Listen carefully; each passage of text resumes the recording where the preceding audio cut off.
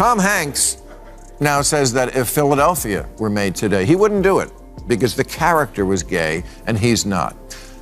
Well, besides the fact that this would force all gay actors to reveal their sexuality, even if they didn't want to, great actors, which Tom is one, try hard to keep their private lives private so we don't think of their real lives when we see them in a movie that attempts to transport us into a different world. Could you really look at this actress now and not think of the trial? Should she only play bedshitters now? Maher's launched a blistering critique of Hollywood's culture wars, accusing studios, producers, and casting directors of prioritizing ideology over storytelling.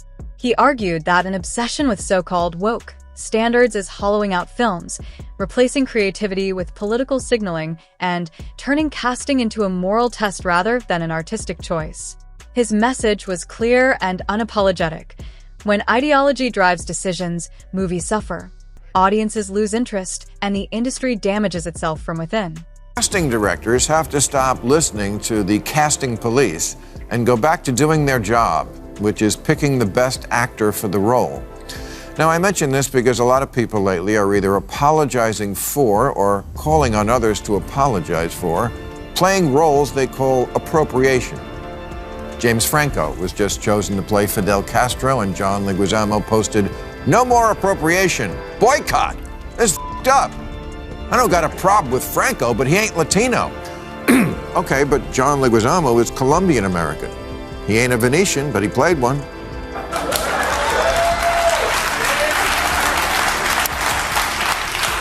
He ain't a French little person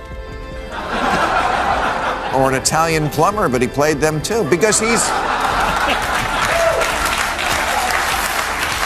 Maher singled out John Leguizamo as a prime example of Hollywood's contradictions, noting that his own career thrived on the freedom to play characters far outside narrow identity limits.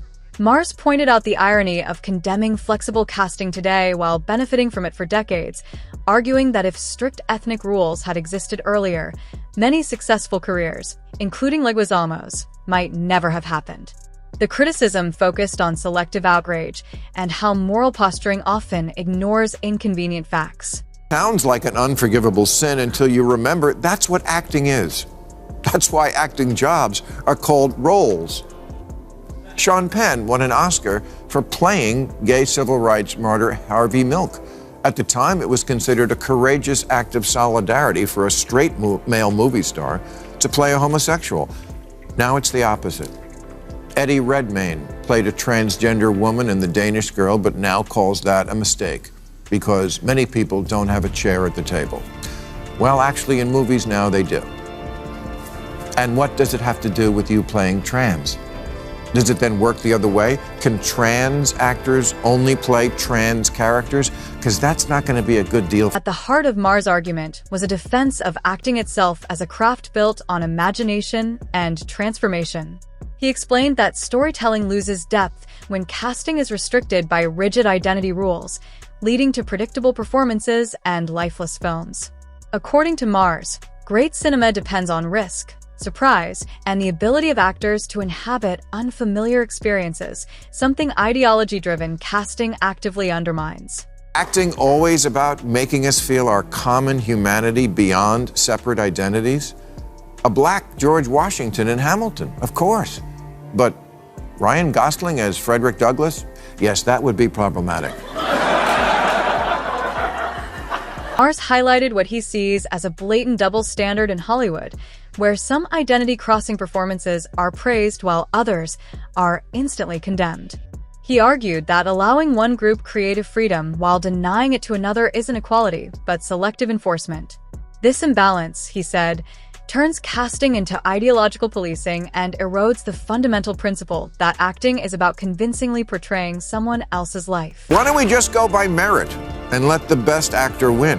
Which seems like what happened when Ana de Armas just got picked to play Marilyn Monroe, even though she's Cuban with an accent.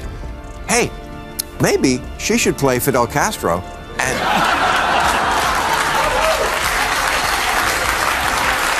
and James Franco can play Marilyn Monroe, and then we can all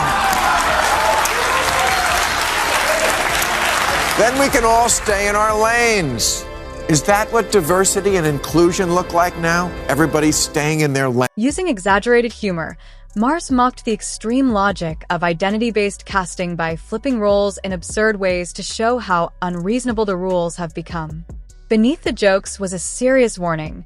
When checklists replace judgment, artistic merit takes a backseat to political conformity. Maher argued that these standards don't improve films. They push them toward parody and alienate both creators and audiences. Maybe it was gay. Peter O'Toole wasn't. I can live with that. Because he was so cool, he almost made me gay. Emma Stone caught hell for playing a Hawaiian, Jake Gyllenhaal for playing a Persian, Gal Gadot for wanting to play Cleopatra, Johnny Depp for playing an Indian, even though he's not an actual Comanche, and spoiler alert, he also doesn't really have scissor hands.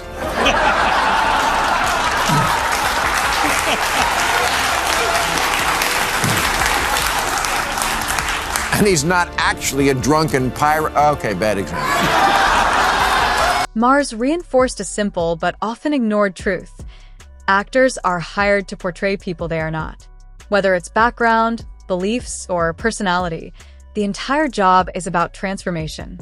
He warned that demanding personal alignment between actor and role misunderstands acting and strips it of imagination, turning a creative profession into a rigid, formulaic exercise driven by fear rather than talent. Now it says that if Philadelphia were made today, he wouldn't do it because the character was gay and he's not. Well, besides the fact that this would force all gay actors to reveal their sexuality, even if they didn't want to, great actors, which Tom is one, try hard to keep their private lives private so we don't think of their real lives when we see them in a movie that attempts to transport us into a different world. Could you really look at this actress now and not think of the trial? Should she only play bed shitters now?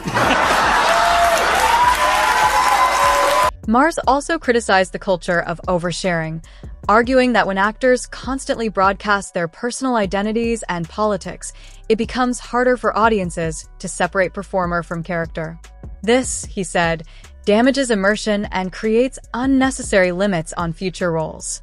Maintaining mystery, Maher argued, protects the art and keeps the focus where it belongs, on the story, not the performer's private life. Daniel Day-Lewis really like? I haven't a clue, which is why he's so great. Because when he plays Lincoln, I only see Lincoln. I don't think, well, there's a British heterosexual. But Hanks says, I don't think people would accept the inauthenticity of a straight guy playing a gay guy because, quote, we're beyond that now. Don't get him started on bosom buddies. I mean, really? Does Forrest Gump get thrown under the bus too because Tom isn't really mentally challenged? And as far as we're beyond that, no. No, that implies progress. This is the opposite. This is regression. And it's... Responding to claims that modern casting restrictions represent progress, Maher pushed back hard, calling it a step backward disguised as virtue. He argued that what's marketed as inclusion is actually a new form of exclusion, reviving old gatekeeping under a different label. In his view, the industry is undoing decades of artistic freedom by replacing creativity with ideological scorekeeping. So much wokeness that doesn't build on liberalism. It undoes it. Empathy, putting yourself in someone else's place so you can understand them better, used to be the very heart of liberalism. Now it's considered offensive because don't even try to put yourself in my shoes because you could never know. What a bunch of that always was. Of course, no one can ever know exactly what another person's struggle is, but we try. Black Like Me was a 1950s book about a white man who darkened his skin and went out into society because he wanted to understand what his black brothers and sisters were up against. Today, all the woke mob would see about that was a guy who did blackface. Maher described the current outrage culture as impossible to satisfy, with standards that shift constantly and punish every response. Whether people engage or stay silent, they're condemned either way. He argued that this mindset discourages honest dialogue, divides communities, and replaces problem-solving with perpetual moral grandstanding. A Gentile. And that's the new sin in Hollywood, being a non-Jewish actor portraying a Jew. Because that's always been the problem in Hollywood, not enough Jews.